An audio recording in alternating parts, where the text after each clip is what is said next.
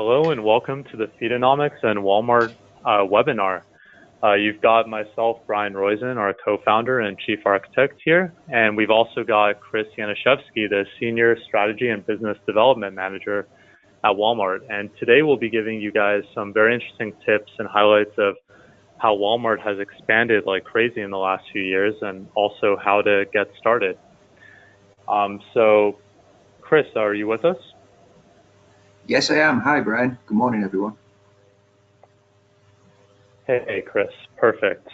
So without further ado, let's go ahead and get started. And as we go through this, feel free to ask any questions that you guys might have in the chat, and we will try to answer as many as we can at the very end.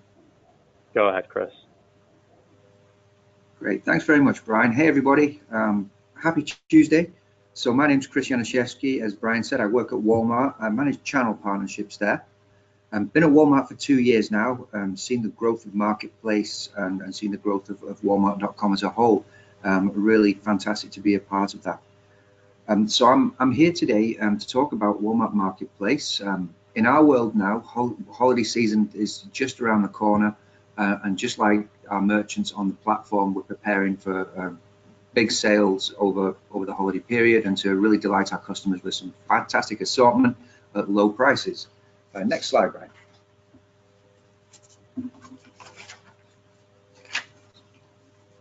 So today I'm going to give you a little bit of background on who shops on Walmart.com, profiles and demographics of the user base.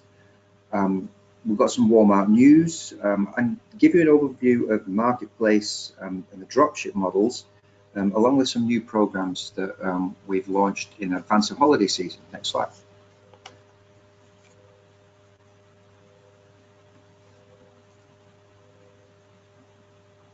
So as we all know, e-commerce is growing rapidly, but Walmart is actually outpacing the market. E-commerce is projected to reach $700 billion by 2020. But various sources estimate different growth rates, and NRF projects about 12% growth year on year, while Internet Retailer gives a bit more of an optimistic growth number at 15%. Walmart is actually outpacing the market and competition at over 40% year on year growth, so we're moving faster. And in the ever-changing retail landscape, Walmart's uniquely positioned to enable customers to research, shop, and receive goods where, when, and how they want.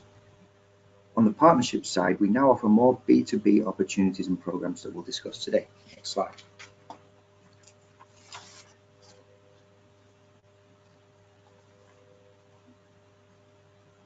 So a few stats on the current state of the business.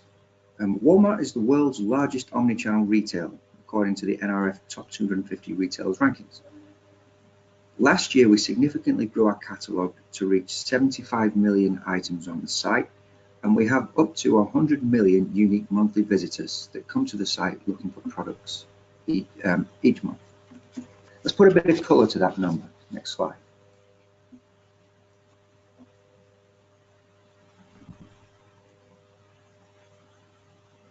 So the types of shoppers you see on Walmart.com are not necessarily an identical demographic to what you see in the stores. In stores, Walmart's typically served extremely well families that are extremely money conscious. Let's say they want to save money. They come to Walmart stores because they know they can find what they need at the lowest prices. And we still maintain those customers online, but we also have a lot of families with kids, so more than half of our online shoppers are married, partnered, and nearly half of our customers have kids, so that's similar to our typical demographic. But what we're also seeing is that a third or over a third of our customers online are actually millennials. More than half of Walmart.com customers also have medium to high household income and own a home. So when you think about what types of brands that you would sell and target these customers with, we're actually touching a little bit more mid to high end than we typically would in the stores, and that leaves a lot of scope to sell new products that we wouldn't have traditionally sold. Next slide.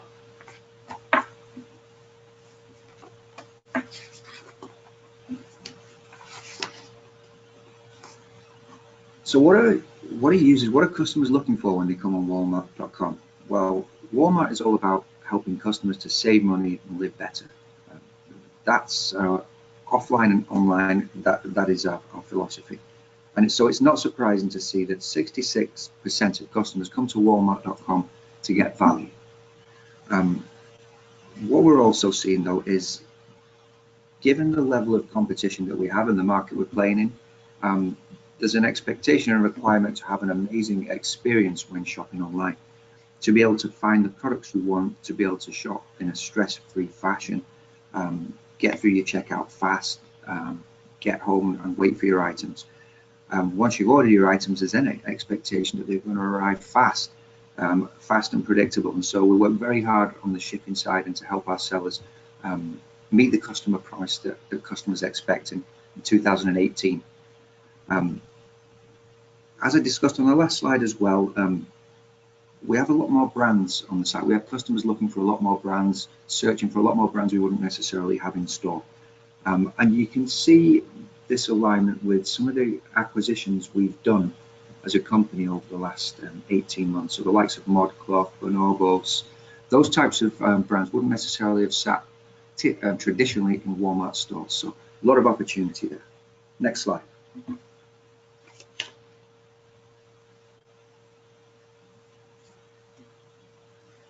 So anybody who's been on Walmart.com recently to shop, and I hope many of you have, you will see a new site design. So we've actually focusing more on a contextual online shopping experience, and also trying to provide some localization around the shopping experience for our customers. So when I talk about contextual experience, what this means is you'll see at the top of the slide here, there's an orange and a blue stool. So if you were to decide, okay, in my kitchen, I want to have a blue stool, you could go online, do a search for blue stool and see what comes up. What we're trying to do is say, okay, yeah, the product on its own, great, you know what you want, but give you the perspective of the product in a kitchen that might look something similar to your own. And once you're in there, you can really get a feel for what this blue stool means in the context of your home. May even give you some other ideas on other products you'd like to buy. So from a merchant perspective, if we've got a customer that has come on the site, they've seen a blue stool, but they've also seen a yellow orange peeler that they think sits well with the blue stool, well, there's an extra product added into your basket.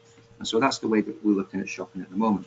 We started with the home category, and we'll be rolling out similar style of on-site experience to other categories in the near future. Next slide.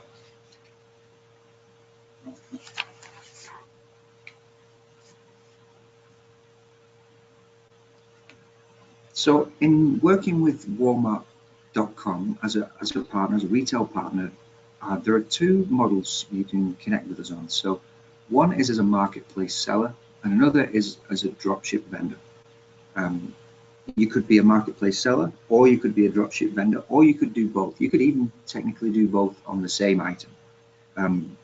We'll talk a little bit more about how these work in the next couple of slides.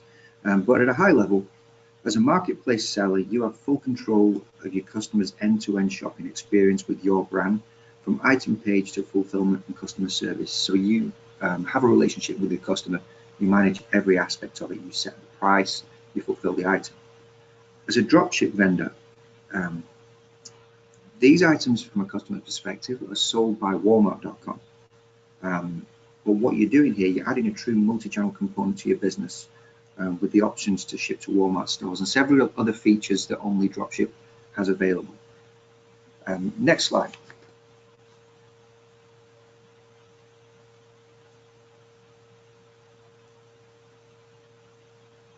Okay, so there are a few similarities between the two platforms.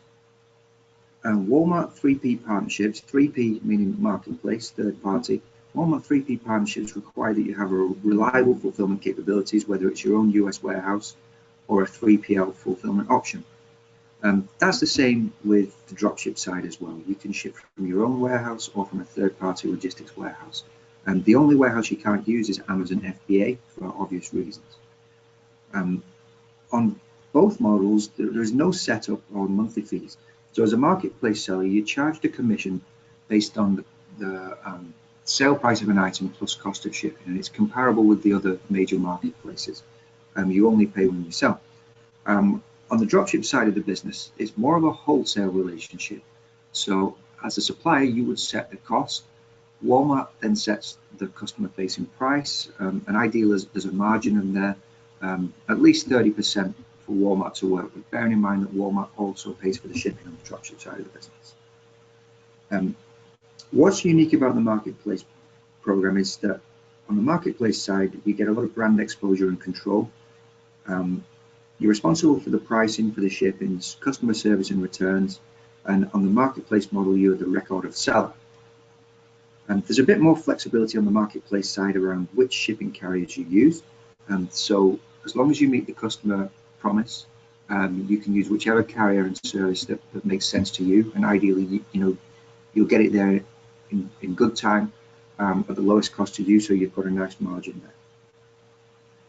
And on the dropship side of the business, all items are sold by Walmart, which means Walmart manages the pricing, the customer service and returns. And what you see is when a product is sold by Walmart, customers have a lot of confidence in the Walmart brand, so that actually increases conversions a little bit. Next slide.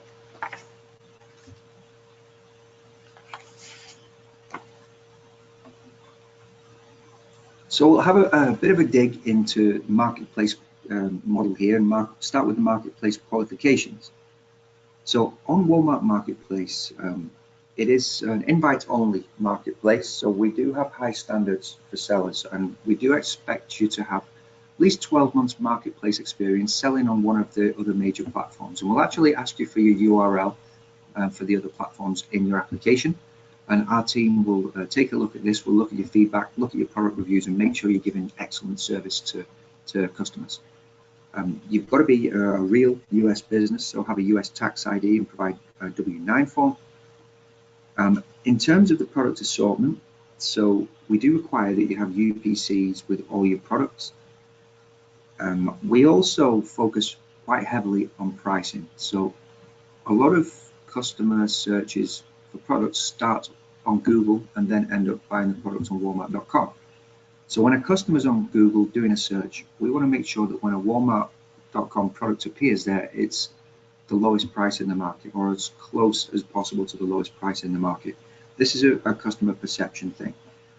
So when you're thinking about the price you set, do be aware that for any given SKU, Walmart has tools that look out into the market, and we do an assessment and we figure out a market price. If you're way above this market price, then we'll pull your item off the site, which is called unpublishing. Be aware of that. Be aware of what your competitors are selling for on other sites and on Walmart, and do your best to get this price as low as reasonably possible. In terms of the customer experience, so fast and reliable fulfillment is key. Free shipping is extremely important to Walmart customers. We actually bump you up in the search rankings for that.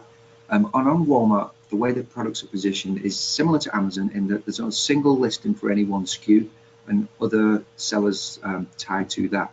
There's a buy box, and your aim should be to win the buy box because that is the one that will generate the most sales. And price is a huge component of the buy box. Free shipping also plays into that as well. So these are things to look at. Over time, you'll see more 2-day free shipping options become available on the marketplace side. 2-day free shipping is available on dropship, and marketplace sellers and customers have been crying out for that. So this is something we're working on. And just to reiterate, from a fulfillment perspective, you can use your own warehouse on marketplace. You can use a third-party logistics warehouse. You just can't use FBA. The final thing is, of course, you've got to provide first-class customer service. Look after the customers and treat them well. Next slide.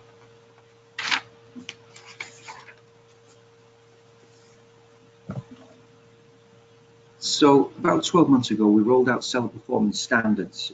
This is the way that we hold sellers, and sellers hold themselves accountable for the performance they give to our customers. You'll notice in Seller Center, you'll see certain performance metrics that it pays to keep an eye on. So 90-day order defect rate should be below 2%. Your on-time shipment rate should be over 99%, and there should be valid tracking with at least 95% of all your orders. You may hear a term referred to as ODR, or order defect rate, and this is something that is in your dashboard in Seller Center. Take a look at it. Aim for 2%. If you're getting towards 6%, that's a concern. That's a concern for Walmart, so it should be a concern for you too. That means you're not delivering the customer promise as expected. So around 6%, you could start looking at some action being taken by Walmart. So keep your eye on that. Regularly check back in. What we look for, or what the components that make up the defect rate, are on-time shipment, on-time delivery, returns, cancellations, and customer complaints. So keep your eye on all of those things. Okay, next slide.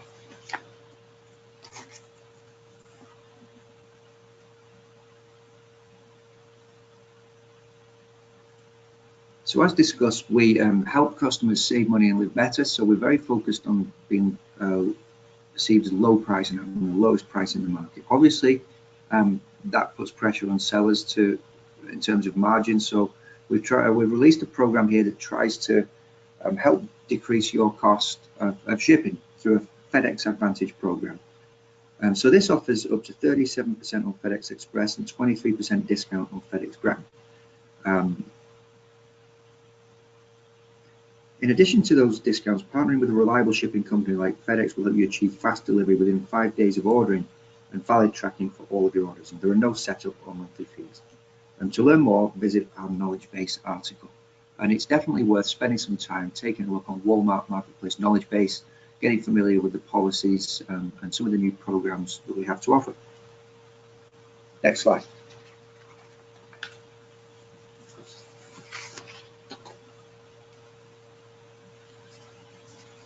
So getting the most out of the Walmart dropship program, and who generally does the dropship side? Well, merchants that aren't comfortable or don't necessarily have the means to serve the customer direct or manage the support, this is great for them. For merchants that don't have marketplace experience, that don't qualify for Walmart Marketplace, a dropship is a nice way to get your products up on Walmart.com. And just so you know, on Walmart.com, there are really three groupings of products on the site.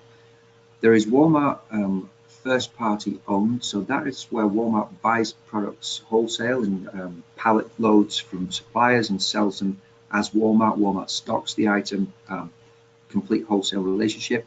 The next level is the dropship side, where Walmart doesn't actually own the inventory, so the dropshipper still owns the inventory and does the fulfillment, but the items are sold as Walmart.com or sold by Walmart.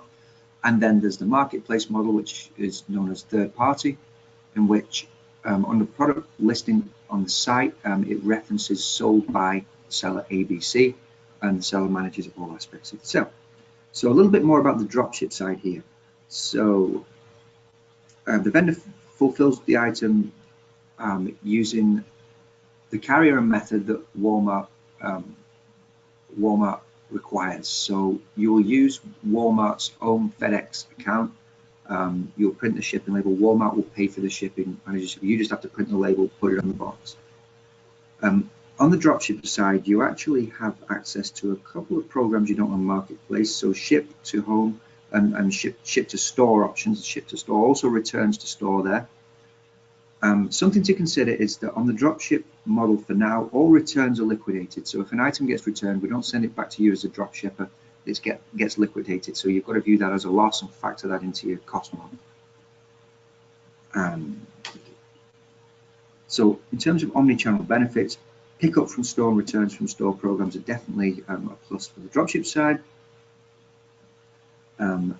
Also, you get access to the 2-day free shipping flag and the rollback flag. There are a few more marketing opportunities on dropship as well in terms of actually paying to promote your items. Paying to promote your items on Marketplace is something sellers have been asking for. Every time I go to a trade show, I do get sellers asking for this. So it is on the radar. We don't have a program to do it on Marketplace yet, but watch this space. And on the dropship side of the business, we have the capability to push items from Walmart to Jet. So the item that you upload through dropship to Walmart.com can appear on Jet as well. And that's at the discretion of the category teams as to whether or not that gets pulled over. Next slide.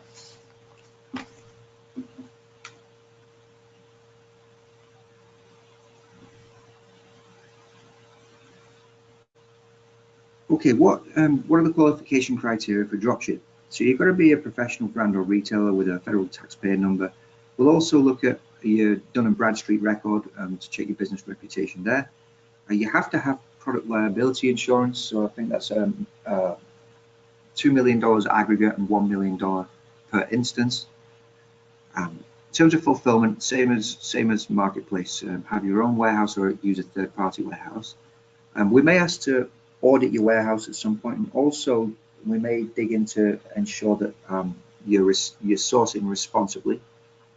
And we talked about returns and liquidation. You've got to be comfortable with that. And same as marketplace, you've got to have UPCs or GTINs for all of your products. Next slide.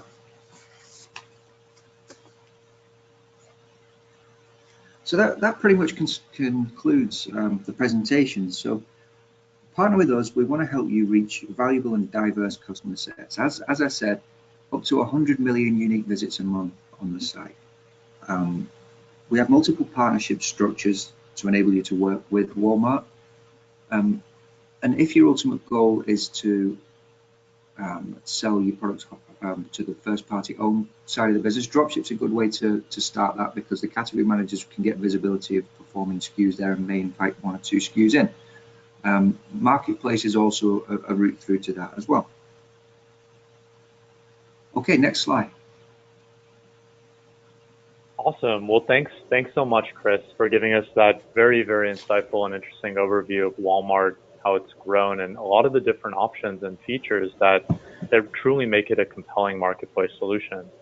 I want to change gears a little bit, and now that you guys have heard about the why beyond Walmart, I want to talk about the how. So as many of you already know, Feedonomics is a full-service product feed platform that can take data from pretty much anywhere, whether it's on a Shopify, Magento, BigCommerce, or even a custom cart, and bring it into Feedonomics, where we can optimize and enhance the listing data for channels like Walmart, in addition to hundreds of other channels. In particular, Feedonomics is interesting because we do everything for you. We have a 24/7 support team. But I want to talk about the marketplace side of things, in particular about how the mechanics of it work to ensure success. Because of course there are options to manually uploading products. And if you're selling, 10 products, that may be a good solution to start, but eventually you might want to automate a lot of the listing and order components and ensure that as you guys heard, your products are priced to succeed. So I'll cover that really shortly. So how does it work? The very first step is basically listing your products on Walmart. Of course, as Chris said, you do need to be whitelisted, so you need approval. But assuming you get approval, how do you list your products on Walmart? So Walmart has what are called bulk uploads that allow you to list your products kind of in a manual fashion. But what we do in Feedonomics is we automate that process. So what we do is we pull products from your store, whether it's a Shopify store or Salesforce Commerce Cloud store, and we bring all that data into Feedonomics, where we're able to basically map it and normalize all of your data into all the different formats that Walmart or any channel needs for its product listing component. After we list your products, we are able to pull orders from Walmart and add them back to your store so that you can treat those orders as if they came in from anywhere. So you don't necessarily need to log into your Walmart Seller Central or your Amazon Seller Central every single day to manage your orders. They'll automatically be inserted for you. And then the last step is we automatically pull tracking numbers and send it back to the marketplaces like Walmart. So these 3 steps basically automate not just the product listing component, but also the order fulfillment as well. And we also have integrations with ShipStation, Stamps.com, and ShipWorks that allow you to easily fulfill orders from there. Or of course, as you guys saw, Walmart has a pretty interesting FedEx program that gives you pretty good access to pretty good rates. So now that you know the process, what does Feedonomics do besides just the listing component and the order automation? So one of the most critical components to succeeding on a marketplace, or really any search engine channel, is the power of your data. And what we've created is a tool called FeedGrader that basically audits your data. And after this, we're more than happy to audit any of your feeds that you might have.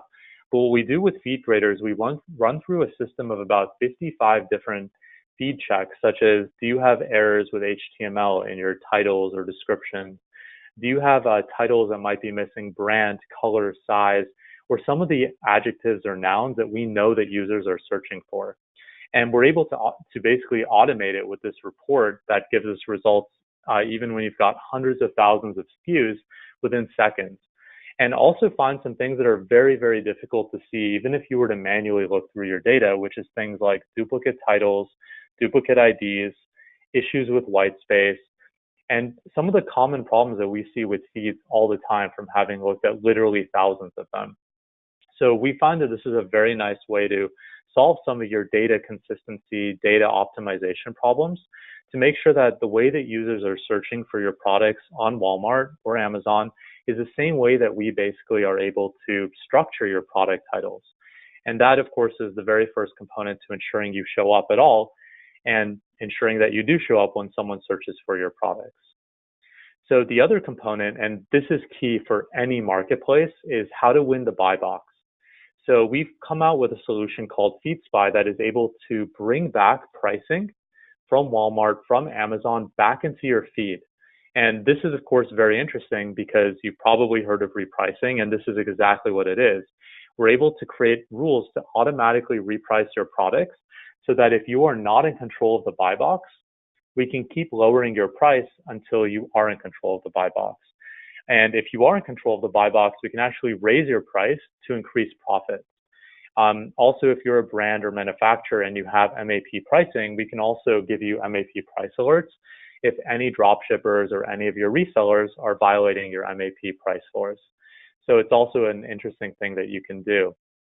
And I'm not going to pretend like I know how Walmart's buy box algorithm works. I'm sure if you guys ask nicely in the questions here, Chris will give us a little more insight. But what we found, just experimenting on Amazon through numerous tests, as well as on Walmart, one of the best ways to ensure you're in control of it is in fact through pricing. Obviously that comes with a caveat, and that caveat is you want to make sure that you also have a very strong seller ratings and performance history. So you have low defect rates. You want to make sure that at a bare minimum, you're meeting those criteria. And then if you have the lowest price from what we've seen, you have a very high chance of getting that buy box. One number that is very, very important to remember is in general, the buy box on Amazon and Walmart accounts for about 80% of all sales. So if you are not in control of that buy box, you're really limiting your ability to sell products by that 80%. So this is a key component to succeeding. The other one, and this is an interesting one, and this is what I kind of hinted at, is you also want to make sure that you have a quick turnaround time for order fulfillment. Walmart and Amazon and a lot of marketplaces truly take it from the customer's perspective, where if an item needs to be canceled or someone returns or is dissatisfied, it's going to impact your seller ratings. But what may not be as obvious is it also impacts how you appear in the buy box and the frequency with which you appear. So if you have bad seller ratings or you have high order defect rates or high cancellation rates, it will definitely affect your performance of trying to get that buy box. So one thing that we found that's incredibly effective at doing that, that may not reduce overall, your order defect rate, but it may affect some of the other stats, is trying to avoid oversold situations. So if you're selling products on Amazon, Walmart, eBay, tons of different channels, you definitely want to make sure you avoid these oversold situations because it definitely results in poor customer experience and potentially getting suspended from marketplaces as well. So how do you deal with some of those challenges? One way to do it is with shorter lag times. So what we're able to do with automating order fulfillment is every single 15 minutes, we check to make sure that as soon as an order happens, we're able to insert it back into your store and send the tracking number as soon as it's available back. So that minimizes the shorter, basically reduces the time lag between sending orders to Walmart and tracking numbers and back. So we found that's an incredibly good way to do it. And the other way is with rules inside of Feedonomics to effectively distribute the product inventory across multiple channels. So you may say that if you have 100 in stock, you may want to allocate 30% to Walmart, 30% to Amazon, and the rest you're going to allocate just to your website itself. So that's one thing that we found that's incredibly useful to winning the buy box, but it doesn't necessarily help you win the buy box so much as keep it, because if you don't have a good performance checklist, as you can see in the picture on the right, it will definitely affect how often you show up and try to get that buy box. So that said, we work with over 25% of the internet top 1,000 retailers, and we're more than happy to help anyone get onto Walmart. We've seen a lot of demand for Walmart and Jet in the last year, and this is probably a great time to do it. It's right before the peak craziness of the holiday season begins with Black Friday and Cyber Monday. And so definitely feel free to reach out to hello@feedonomics.com if you'd like some help. And now I want to open it up to some questions and hopefully some answers as well. I'm seeing we actually have a great list of questions over here. Maybe I'll get us started with a question that I've had that I think will give a lot of insight. And that question is for Chris. Chris, what kind of a pickup have you guys seen from a typical retailer that is already on Amazon who now wants to go to Walmart? And also, what are some good verticals that you guys have seen? Because I'm assuming some verticals, like dresses, may be better or worse than others. Yeah, that's a great question. And when a merchant's considering putting the time and effort into starting with a new marketplace like Walmart Marketplace, that's the question they ask: how much money am I going to make? How does it compare to Amazon.com?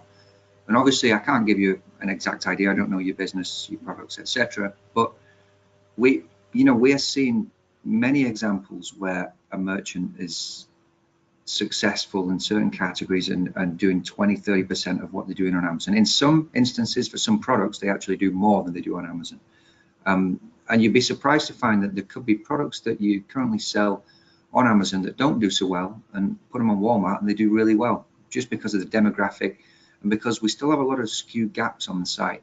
So while we've got about 75 million SKUs, Amazon, I think, has maybe 350 million, something like that. So there's a lot of opportunity to fill gaps for products that nobody else is selling.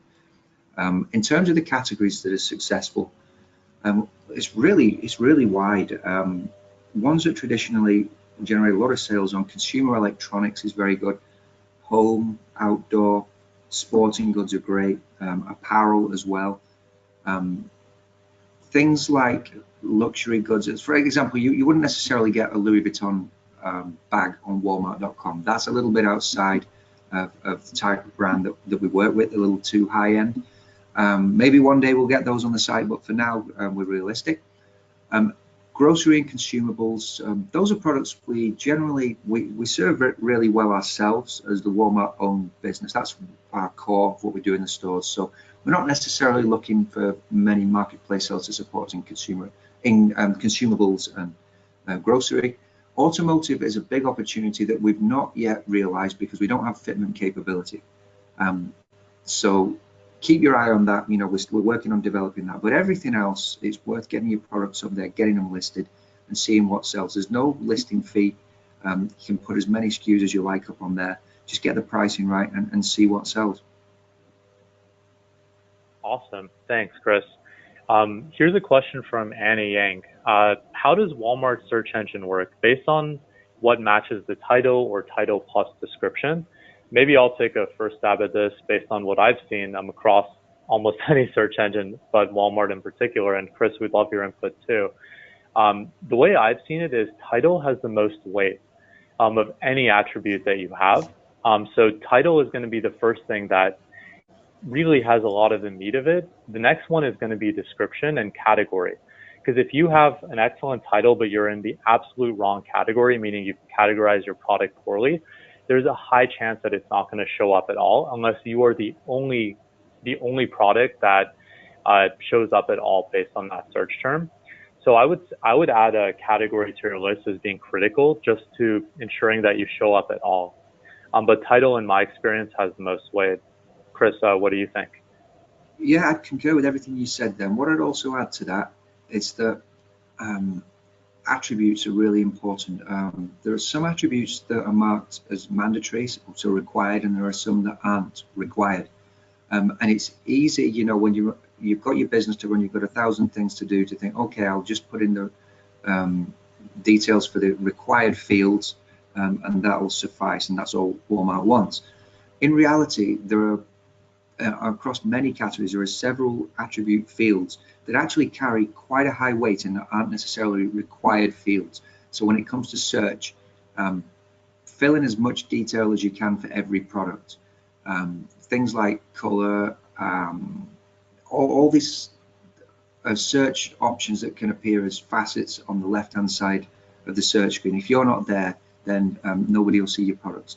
So what I would say is really be diligent in completing all the attribute fields you can for any given product. And then, as Brian said, title's really important. Don't necessarily spam it with keywords. It's also got to be human readable as well. That's really important. Great images, they're obviously going to help increase your conversions. We put a lot of content in the body and in the description as well. That's really important. All that gets indexed as well, and that's going to help increase you in search. Thanks, Chris. Here's another question. How is market price determined? Sometimes we're the only seller and we still don't win the buy box. What do you think, Chris? So market price is determined by looking not just within Walmart for a given SKU. We actually look out into the ecosystem. We'll look on Amazon and other sites, other websites for any given SKU. And if we see that that SKU is, there's a huge difference in price, it's much cheaper on the other site, even if it's not the same seller on Walmart that owns this SKU on another site, then we will take action and unpublish that item. We'd rather not have it on the site than have it on the site at a much higher price than the competitor sites. But what I would say is, while we've unpublished a lot of items over the last year, they get republished automatically when the market price corrects. So when we look through the market, we say, okay, this now satisfies a reasonable price under the price leadership policy, then we automatically republish the item, and you'll actually see a lot more items getting republished as of now, immediately. So what's really important is that if you have had an item unpublished, and if you zeroed out inventory because you think, well, it just wasn't working, go back and take another look at it and make sure that you're in a position to be automatically republished, i.e. that you do put inventory in there. Don't zero it out, because many items are going to start being republished at a faster rate in the upcoming months. So definitely something to do over the next, something to pay attention to and work on over the next few weeks. Definitely. Thanks, Chris. Here's another interesting question, and I want to add on something to this as well, because it's something I've been wondering about too. So here's the question. It seems like Walmart is trying to use price as the main differentiator from its competitors. Even if you offer partnership discounts on costs such as shipping, how do we know that selling on Walmart isn't cannibalizing our margins on other marketplaces?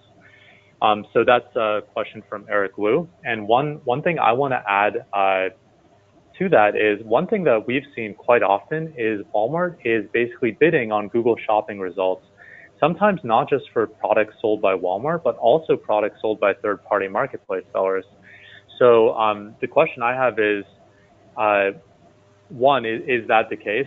Is that correct? And two, is there a way of letting Walmart know, please do not do that? Because some merchants might see it as a huge benefit because it's basically like free traffic to someone to buy their product.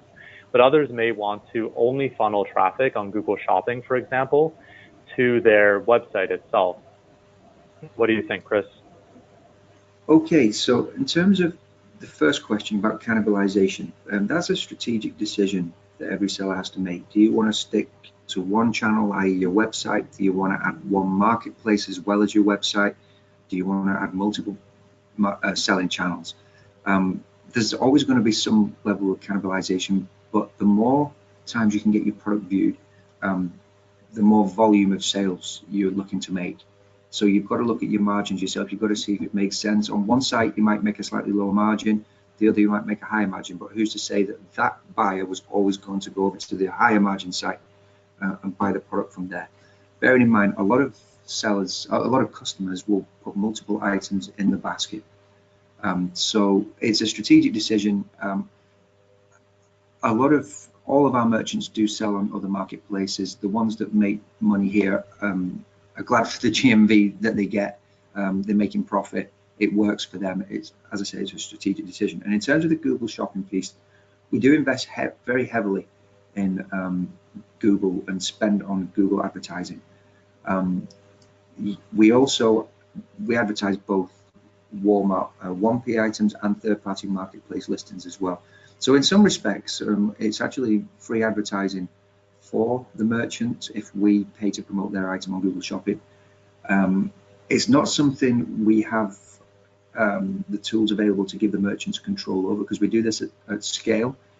So it's not that you can request to have your item pulled from Walmart Google Shopping, let's say.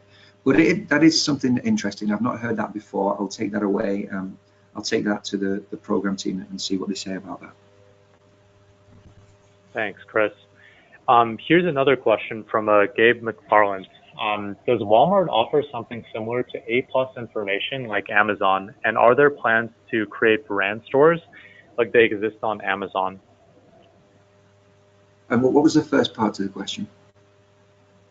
So Gabe is asking, does Walmart offer something similar to A+ information like Amazon? I don't know what that is. We'll follow up with you afterwards, Okay. Gabe. The second part of that, we do have branded stores, well, on a very limited basis with certain strategic partners, but it's not something we're planning to roll out en masse to sellers at the moment. No, it's not. Great. Here's another question, also from Annie. Is the FedEx discount only applicable to DS vendors or to the marketplace vendors as well? This is that's a marketplace program. On the dropship side of the business, Walmart, the dropshippers use Walmart's own carrier and rates for every shipment anyway. So it makes no difference if there's a discount there. It's Walmart paying. On the marketplace side, this is using Walmart's FedEx account at the request of the seller. So it's specific to marketplace. Gotcha. Here's an interesting question from Steven. Do you know if failing to meet the 2% ODR seller order defect rate seller performance standards results in an algorithmic decrease of visibility for listings? Basically asking, I guess, about the buy box, right? Is it affected in particular by the order defect rate? Yes, seller performance does play into the buy box. If you got a high ODR rating, that can affect your ability to win the buy box. Yes, I can't give exact numbers on thresholds, but yes, it does play into it. That's not to say that if you're at 2% you won't win, or if you're at 2.5% you won't win the buy box. Absolutely, you still can win the buy box, but there comes a point where we'll look at it and think, you know, the seller's really not providing the customer service that we expect. Maybe we want to try getting the sale through another channel, another path. Perfect. And this is one for me, just while you were mentioning that. Is there a way for sellers to fight some of those? I know I've seen that on Amazon the process is kind of a nightmare to basically request Amazon's seller central team to review, a particular order to either improve ratings. But how does that process work and look like on Walmart? Yeah, there's an appeals process.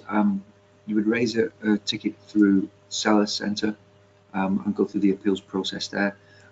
If there is an instance where you've had an issue in the warehouse, or a solution provider API went down or something like that, you can put a case together and to get an appeal overturned. Say you get terminated or suspended, you can put an appeal together, go through the appeals process, and we get many sellers back online through that. Obviously, things happen in business.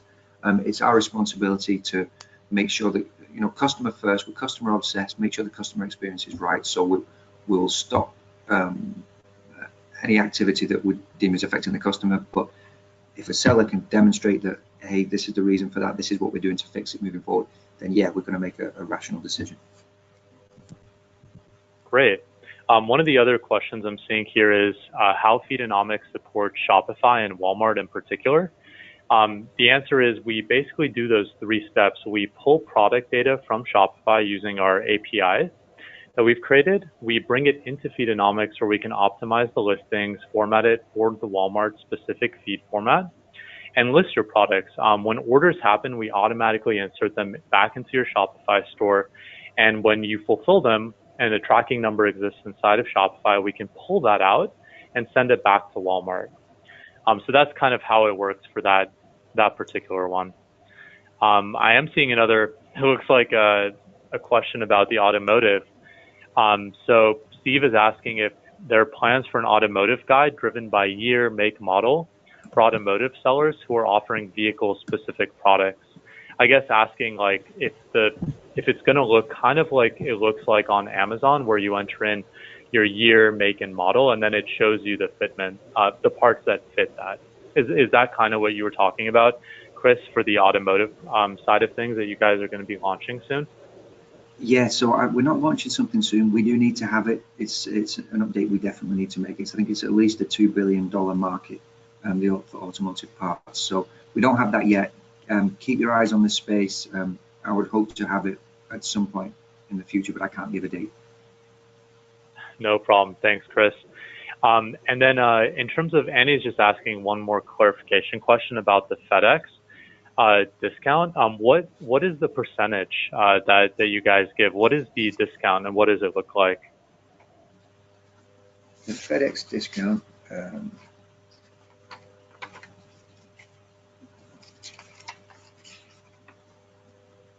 So the FedEx discount is 37% on FedEx Express and 23% on FedEx Ground.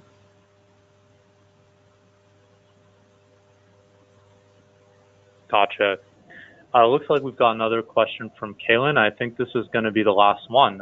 Is the Feedonomics solution only for Amazon sellers or vendors, or only for Walmart sellers and vendors? So it's actually for both, or for permutations, right? For Amazon and Walmart. We can basically support all of them. So definitely feel free to reach out and we can help you with that. But with that, I want to give a huge thanks to Chris, who fielded some pretty tough questions there and gave us a very interesting account of Walmart. So thanks so much, Chris, and hope you all can join us on our next Feedonomics webinar. Thanks so much, everyone. Have a great one. Thanks very much. If you have any more questions, please feel free to reach out to me directly, Brian@feedonomics.com, BRIAN, and I'll be happy to help you. Thanks so much, guys. Have a great one. Bye.